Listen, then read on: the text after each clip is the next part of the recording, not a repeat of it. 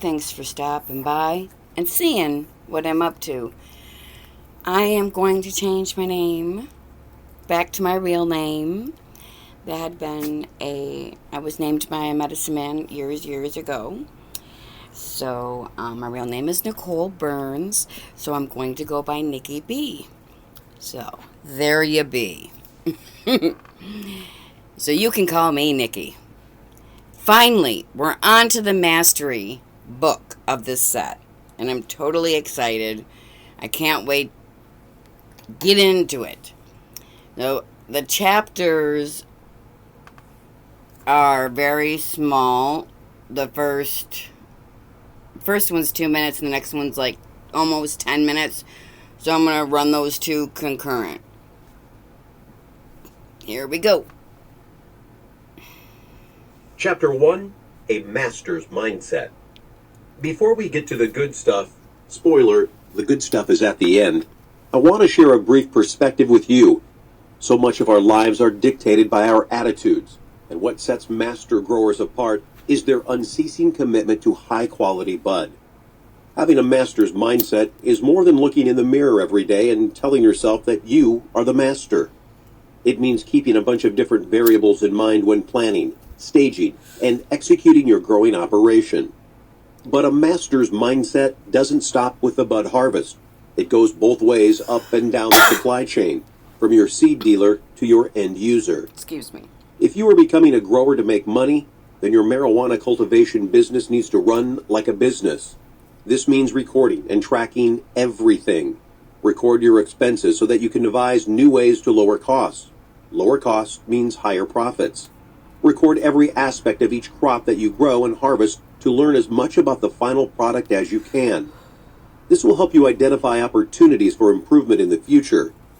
Build a relationship with your seed suppliers, because the sale of seeds is often illegal, and because scams are frequent, it is that much more critical that you develop a solid relationship with a reliable and trustworthy seed dealer.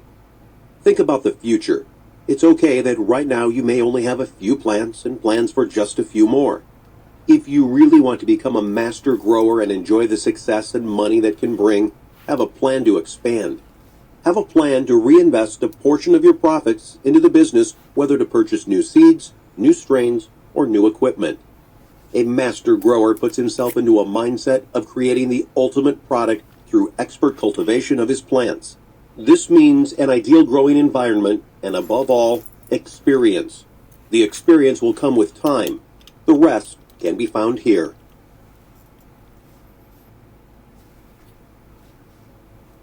Chapter 2, Space to Grow. You may already have a basic space set up for your growing operation, but this chapter focuses on expansion, maintenance, and concealment. The biggest concern when taking on a larger number of plants is lighting. Upgrading to stronger lights means an increase in heat and the need for effective ventilation. Low-intensity lights or fluorescent lights can often be controlled with an oscillating fan and an open door. It's the high-intensity lights that require a much more involved setup, and let's face it, you're going to want to upgrade. Better grow lights means better yield, stronger plants, and more potent buds. They also mean higher energy costs and a surplus of heat. Adequate ventilation is key to ensuring that your plants don't get burned, but it also serves another, less obvious purpose: clearing O2 buildup. Respiration, photosynthesis, and ventilation. We're all familiar with the concept of photosynthesis. Plants take in sunlight and convert it to energy while absorbing CO2 and releasing O2. Plants also breathe, releasing CO2 and absorbing O2.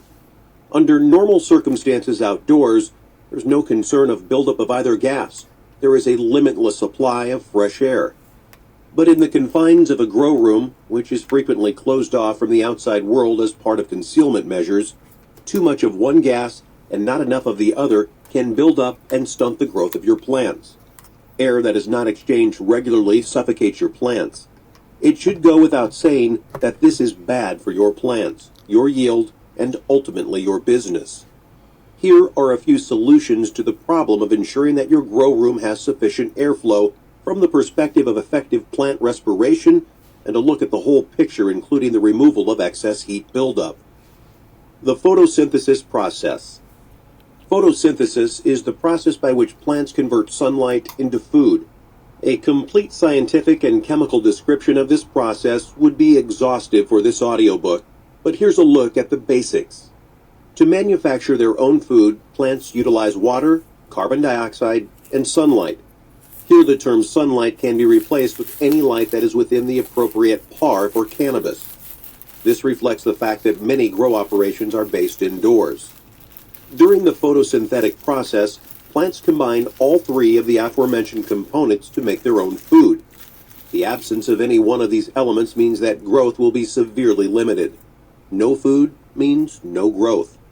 Oxygen is released from the plants as a byproduct of photosynthesis. Note that PAR stands for photosynthetically active radiation, or the amount of wavelengths of light that will stimulate a plant to undergo photosynthesis. This is why a normal household incandescent bulb will not grow plants. The light it emits is not within the PAR for plants. The PAR for cannabis is light that falls between 420 nanometers and 750 nanometers. You know that if you don't water plants or give them light, they die. So how does CO2 come into the equation? Imagine you have a small room filled with a number of healthy adult cannabis plants. These plants are sitting under optimal PAR grow lights and are photosynthesizing as hard as they can. This means they will be aggressively drawing carbon dioxide out of the air to make food for growth or the production of buds. This is a good thing. It means your plants will grow big, strong, and most importantly, potent. But while your crop is pulling all of that carbon dioxide out of the air, they are releasing oxygen as a byproduct of the photosynthesis. If the air isn't changed regularly, the plants effectively exhaust the CO2 in the air and replace it with air that is O2 rich.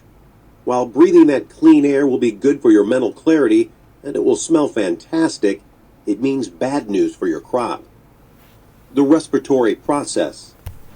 Photosynthesis takes place during the day, or in the instance of indoor growing, during the on cycle.